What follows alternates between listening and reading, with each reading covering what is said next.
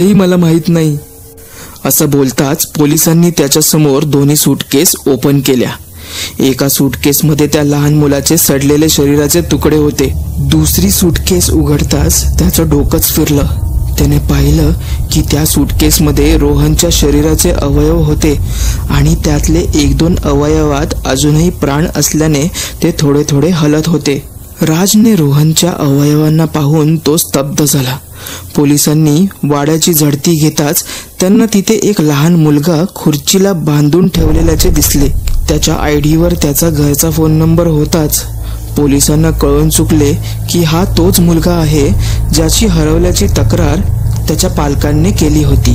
पोलिसांनी राजवर 2 खून व 1 लहान मुलाच्या किडनॅपचा आरोप लावला व त्याला पकडून पोलीस स्टेशनला नेले।